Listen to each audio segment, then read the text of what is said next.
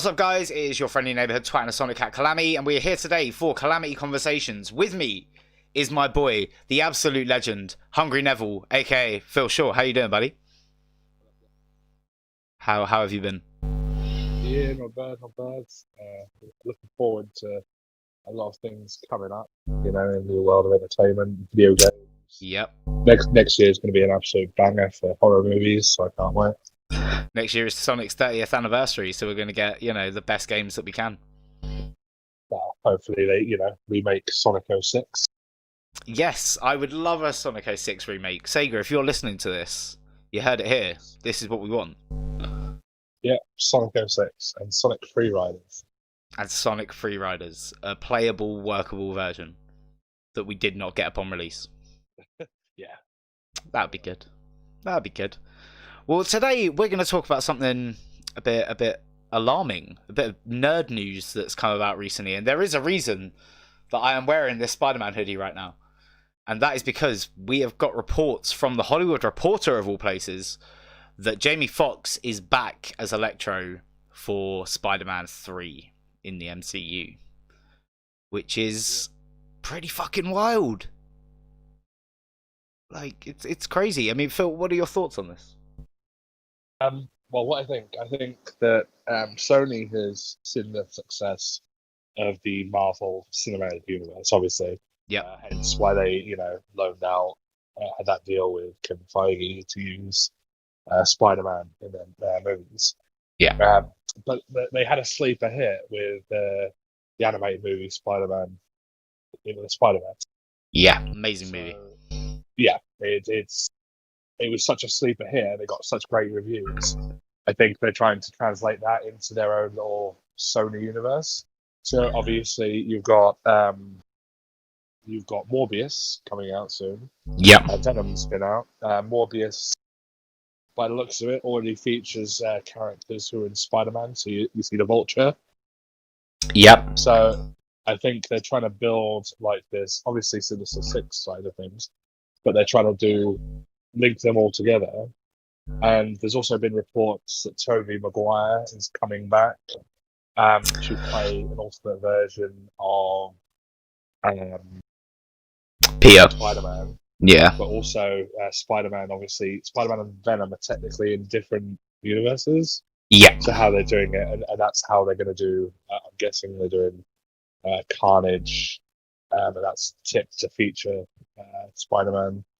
Yes, yeah. With the Jamie Foxx, it works because they could do a better job of the character, but they can tie in. They could even do. It just says Jamie Foxx is coming back for Spider-Man 3, isn't it? Yeah. Yeah. So it doesn't say if it's going to be live action. It could be a animated Electro. Yeah, potentially. I think they could mix genres. They could do some animated and some live action, but I think that would really throw fans off. Yeah, and I mean, this is a thing that I saw yesterday that Comic Book Cast reported, so shouts to them. That originally Sony had planned to put Tom Holland into the Spider-Verse, have a live action Spider-Man in this animated movie. And it was deemed by both Kevin Feige and Marvel and Amy Pascal and Sony that it was too out of the box. That audiences just might find it too jarring. But I think, in the grand scheme of things, in terms of particularly the tying to the MCU, I think Kevin Feige looked at Venom and thought, okay, this isn't great. I don't really want to integrate this necessarily. And then after Into the Spider-Verse came out, he basically took one look at it and thought, they've done the multiverse for us. They've done the explaining that we were leading up to doing. And I feel with audiences now, Spider-Man has become almost synonymous with the multiverse because of Into the Spider-Verse, and because, it was a key kind of component in Far From Home, even though it turned out to be fake. The multiverse was where where Mysterio claimed he came from. So I think Marvel are now looking at this and thinking, this is how we do it now. We don't need to give a lengthy explanation about the multiverse. We've also touched on it in Avengers Endgame. We can just do multiverse movies now. And I think Kevin Feige then took a look at Venom and thought, you know what? It was a rocky start, but we can work with this. We have a very good actor in the lead role. You know, you've basically done the origin story. He's synonymous with Venom now. He's known. He's a household name. We can work with this. And I think once you bring Jamie Foxx back, nothing's out of the ballpark anymore. You can bring back Andrew and Toby. You can bring back anyone. They've already kind of done it with J. Jonah Jameson to some degree. You know, bringing him back. Exactly, and he's from a different... So he's obviously from a different multiverse. He's from the, you know, Tobey Maguire series of movies. Yes. So then bringing him in, it's sort of, you know, obviously he's a fan favourite because he plays JJJ. Yes, perfectly. yeah. But now they can see that, okay, this character's from a different movie. He's in this one playing the same character. So it makes sense. You could, you know, there could be breaches in the multiverse. And it opens up to, you know, things like maybe there is a version of Mysterio who, you know, did come from the multiverse. Yeah. And then you could have, you know, say like Into the Spider-Verse, you had the old Peter Parker. Yeah. Tobey Maguire can play that. I'd love to see that. I'd absolutely love to see that. You could even get Topper Grace, who played the abortion of the Venom in that movie, to come through, and Tom Hardy to take the piss out of him. Yeah, I would enjoy that. I mean, there's definitely a Deadpool element going on with Venom, so that could work. I think that with Deadpool, he should pop up just at random points in different movies. Yeah, it would suit this movie, you know, because it's more of a darker tone than say the Avengers and Marvel Cinematic Universe. yeah. He should definitely just pop up, even if it's just to make fun of a particular old version of the character from a previous timeline of movie. Yeah, and with the multiverse, that's so simple. Exactly, it breaks the fourth wall, which is what Deadpool's known for. So, and that way, we don't have to recast Deadpool or do another origin story for him to be in the MCU. That is the brilliance of Deadpool, that we can just now you can literally just insert him. You don't even need explanation at this point. Yeah. Like he can like literally pop up in any movie for like even a 60-second cameo. Yeah, just for comic relief. I mean, I dream of seeing the story of Deadpool and Spider-Man chasing the drug-dealing monkey in live action. Yeah, I mean, I don't think it would be a drug-dealing monkey. Maybe it would be a monkey that has a vial of the coronavirus or something. Oh my god! Deadpool and Spidey stop the pandemic. I'd be up for seeing something along those lines. I think it's quite interesting that they picked Electro as well. Of anyone to bring back, if you were going to go down that route, you could have brought back Alfred Molina's Doc Ock, probably the favourite villain within the entire Spider-Man movie franchise, or Willem Dafoe as Norman Osborn. But they've chosen Jamie Foxx's Electro, and I remember from the email leaks from Sony and Kevin Feige that Kevin Feige actually loved everything about Electro except for the obsessive Spider-Man stuff. Yeah. Like, he loved the casting, he loved the look, he loved the way his powers flowed, but he really, really wasn't a fan of the whole, oh, it's my birthday, oh, Spider-Man. So I think that it's definitely a personal pick for Kevin Feige in a way. I think Kevin Feige is very involved in this now. I think with this going forward, that the two are merged. The MCU and the Sony Spider-Verse are together now, and that's been confirmed by the Spider-Man mural and by the Vulture, both in the Morbius trailer. Like, they're connected. They might not be the same universe, but they're within the same multiverse. So yeah. Kevin Feige, I think he is very closely going to be related to all of these Sony Spider-Verse projects. Because, he has the say on most of how that universe goes. And he ultimately does have the say to say, okay, right, well, we don't need Spider-Man anymore. Well, you're not using our template. You're not using our stuff. Go away. Even though I don't think he'll do that because obviously it's Spider-Man. But you know, exactly. he is the head honcho of Marvel, and I don't think things will go under that brand without his guidance in some way. And I'm going to call this now, right? At some point, Disney's going to buy Sony.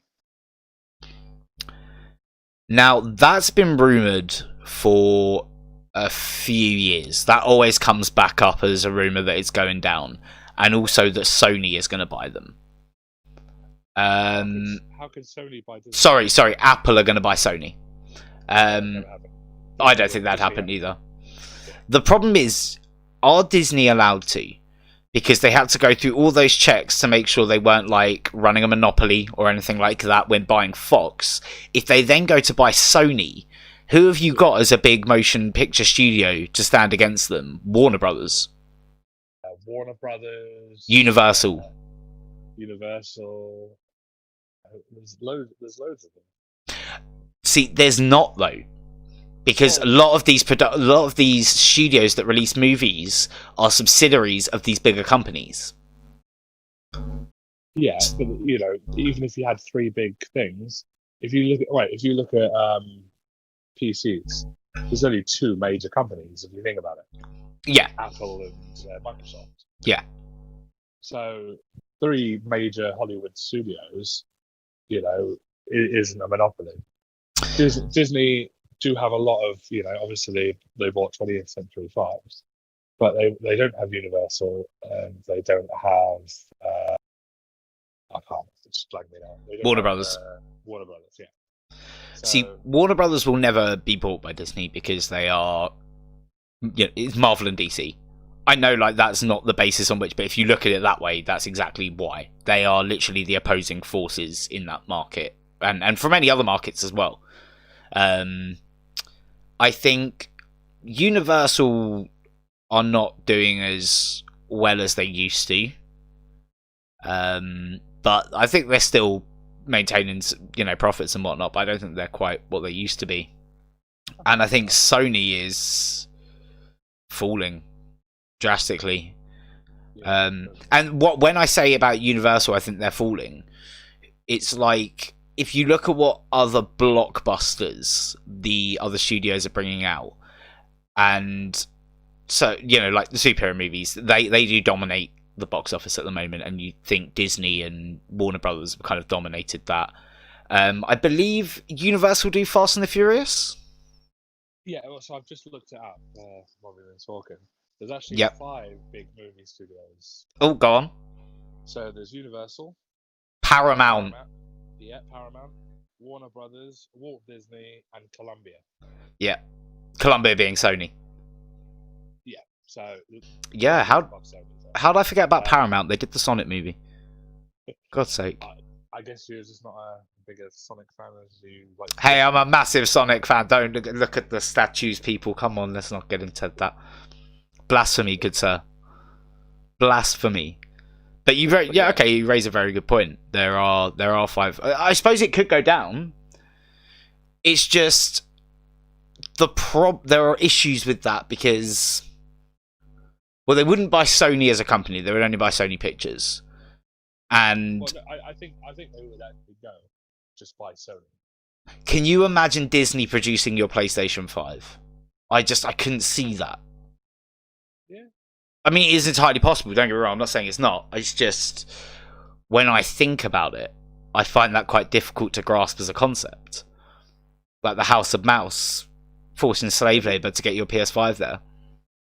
But, like, Disney, majority about the family friendly and stuff. Very true, so very true. I think them buying Sony and buying the, even if they did buy the PS, the PlayStation brand and everything under that, because I think they may have an option just to buy Sony but not have Sony PlayStation. Potentially, yeah, potentially. I think the way markets in so many different genres. Yeah, that's very true. I just think the way that Sony operates in terms of its software and hardware and in terms of its movies, I think they are two. They're not. They're separate companies that are almost completely separate companies, if you get what I mean. Like, if it wasn't for the name Sony above the door, they would have nothing to do with each other. Yeah. So I wonder whether Disney would want to make that. Oh, of course Disney would want to make that for the right price, but it's just, it seems a bit strange for me because, let's not beat around the bush here. The reason that they want Sony is Spider-Man. Yeah, and people don't understand how big a money-making resource Spider-Man is. He sells more merch than all of the other superheroes combined. Did you know that? More than Batman and Superman combined. Mixed with Iron Man, everyone else, he sells more toys and merch than any of them. He is an absolute powerhouse. Yet, he only just made $1 billion on a film, which is really strange, I find. But they... all gone. Yeah, I was just wondering, I'm trying to do a little search now, about when, because I know with licensing agreements, when it happens, like with the X-Men franchise and Fox, yeah, you have to make a movie every so often, yeah, to retain the licensing, and that's why I think that's why the licensing ended after X-Men. No, it was X-Men Dark Phoenix. Yeah, well, kind of. That movie was basically made so they could keep their license, and then they never made another movie afterwards. So the license would have reverted anyway. But then Disney just went out and bought Fox. Yeah. So I don't think Fox would ever have given that up, though. I think Fox would have kept making movies. Because if you look at the quality of Apocalypse and Dark Phoenix and apparently New Mutants, which I still haven't seen, they are just intent on pushing out a movie to keep those licenses and keep getting them some money. But they're slowly, they were barely making a profit. Yeah, and to be fair, Marvel kind of fucked them in a way.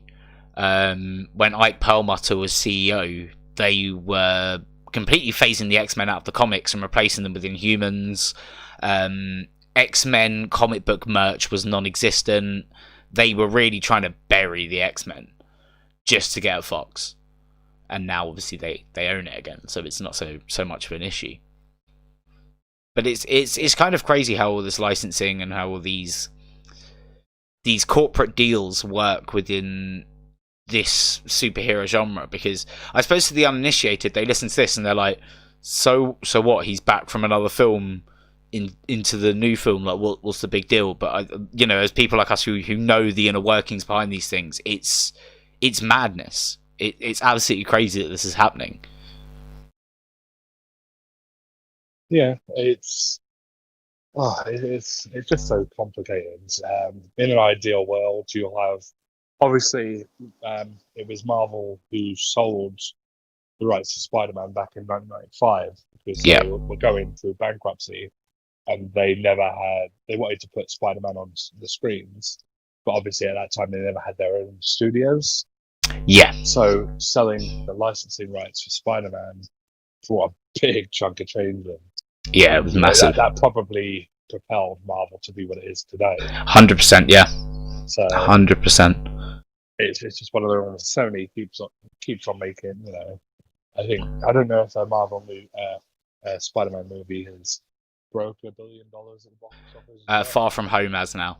It's the first one to do it. Yeah. So even that's sort of. I mean, you have to think that's why Amazing Spider-Man exists. Those movies existed to keep the license going. Oh yeah, I preferred the Amazing Spider-Man 2 movies than the whole of the original Spider-Man Sam Raimi trilogy. Wait, that's going to be a separate video. We're going to have a chat about that at some point, because I don't wholeheartedly disagree with you, but there are Spider-Man 2. But there's Spider-Man 2. Spider-Man 2 had a great Doc Ock, great storyline, but the issue with that, Tom Holland is the best Spider-Man down. Like, you can't beat that.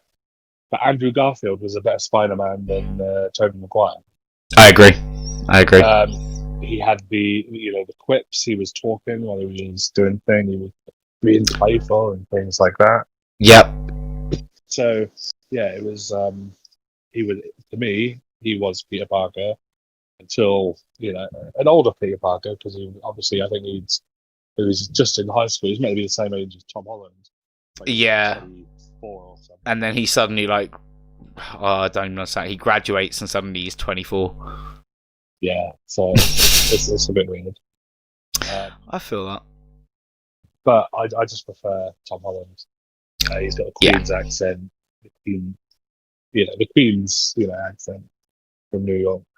Yeah, it's something that's been forgotten in a lot of the Spider-Man movies. You kind of did get it in Amazing Spider-Man a little bit, but sometimes Andrew Garfield's English accent really kind of seeps through into it in a few scenes, particularly in The Amazing Spider-Man 2, and you're like, oh god, this is just terrible line delivery now. Yeah, it's like watching Jared Butler trying to do an American accent. Exactly. All right, well, let's bring it back. Let's get our final thoughts on Electro before we round this off. Are we yay or nay for Electro? Okay, I'm yay, as long as he doesn't. Oh, Mr. Spider-Man, I'm your biggest fan. Please, can I have your autograph? Yeah. Oh, I stole your underwear. Yeah. Let's leave the obsessive thing. He should just hate Spider-Man. What you should do is hate Spider-Man because Spider-Man's got notoriety and no one pays attention to Electro. Like that sort of jealousy would work. Yeah. Being like an obsessive fan and things like that, it doesn't work. It comes off cringy, and have Jamie Foxx play Electro like Electro could be played. You know the funny thing that I just thought about when thinking about my response to this? I'm also a yay. I'm really looking forward to seeing how this pans out.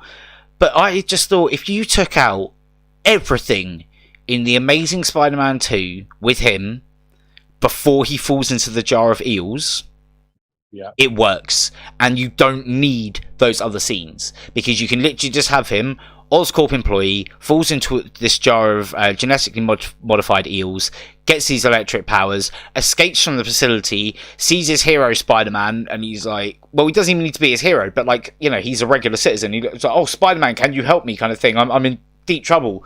Spidey gets it wrong, like he does in the whole Times Square thing. One of the police shoots at Electro when he shouldn't. Bang, that's it. Electro's like, no one here is looking out for me. No one's going to help me. I'm going to do things myself. Even the hero turned his back on me. You can do that whole thing and set up him being a great villain without needing to do the obsessive stalker routine. And it would work. And under Kevin Feige, I imagine we're going to get something a bit better than that. We're going to get something that is a bit more intrinsically woven into things. If we do bring the same Max Dillon through the multiverse, doesn't need to be the same Max Dillon. It can be a different Max Dillon, perhaps a much more confident, cocky Max Dillon. But we can do it. And then you've got a great actor in that role who wasn't really utilised in his original film back to give a stunning performance. And I think that will really work well. So I'm excited for it. I really think this is a great opportunity, and it's definitely going to open the door to the multiverse. And, we're both ridiculous Marvel fans. How excited are you for the multiverse, man? It's going to be mad. Yeah, I think people are overplaying potentially what his role is going to be. I think it's going to be maybe a 60-second clip, maybe thing, and maybe Tom Holland's Spider-Man is just going to appear in Central Square. Is it Central Square? Times Square. That's on Times Square. During the police first confronting Electro, and Electro seeing himself in the woods. I think they're just going to use some footage from that and shoot a couple of new scenes and have Tom Holland's Spider-Man maybe seeing it after being, traveling through the multiverse. Yeah. I don't think he's going to be a major component. I just think he's going to be, a little. I would certainly like to see it as kind of a thing hear me out. I know not a lot of people would enjoy to see this, but I think it'd be quite cool if you somehow had Electro moving through the multiverse, and he goes to Eddie, and then he goes to like the Marvel universe that we have now, and he goes to like Vulture, Morbius, Scorpion, and says, "Okay, look, we all get beaten by this guy across the multiverse. I gathered together 6 of us, and we're gonna deal with this problem." And then it's like, "Oh shit, okay, cool." Have Mysterio in there as well, and then you have like the full Sinister Six ready to take out Peter, which is just, I've dreamed of seeing that on screen, dude. Or and this is our thing. What if he's coming in as Electro, right? But Jamie Foxx is playing Electro again, but he's playing a version of Electro who is concurrent with Vulture and Scorpion in the universe. So they would, Kevin Feige would update his appearance. Maybe he'd have sort of a costume similar to the one that was in the Spider-Man PS4 video game. Oh, I really like that costume as well, with the like lightning bolts on the face burnt in. Yeah, love that. I'd totally be up for seeing that. I was actually hoping we would go for that aesthetic. Yeah, this is so it is still a multiverse because there's different versions of characters. So what's saying it has to be the ultimate Spider-Man, the Amazing Spider-Man version? It doesn't have to be. Yeah, that's very true. Jamie Foxx playing Electro, so that's what I think they're going to do. Yeah, I actually think it's more likely that we'll get a multiversal version that isn't the one from Amazing Spider-Man 2. I think it's likely that we'll just get a new Electro as Jamie Foxx, and then be like, multiverse, and then people will see that and be like, oh shit, and then that again, it leads up to bringing Andrew and Tony back. Andrew and Toby back, doesn't it? Yeah. So Toby, what's his name? I can't keep on forgetting. Actor who played is Tobey Maguire. Tobey Maguire. Yeah. Tobey Maguire Spider-Man. He's quite old now. Yeah. They could do it grey in hair, let him grow a bit of a beard. Maybe slap a bit of a fat suit on him, aka 4. And just Spider-Man Beyond. Like Aunt May is dead. Maybe Mary Jane left him. And he's doing that vibe. Yeah, I definitely like to see something like that, and I think that as we move forward now, Sony have had success with Into Spider-Verse, and we know they want their live action Spider-Verse, and I think we're about to jump right into it. I think we're starting to see the beginning of it, which is really cool. It's a great time to be a Spider-Man fan, and it's also a great time to be subscribed to this channel, because me and Phil are going to be back doing more of these on a fairly regular basis. Just conversations about random nerdy shit that's going on in life.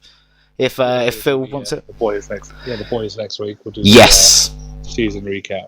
Yeah, if you've been watching The Boys season 2, we're going to be jumping right into that, and it's going to be very exciting. So you want to stick around for that. So hit that subscribe button, slap a like on this if you enjoyed it. And yeah, hopefully you'll be seeing much more from both of us in the future.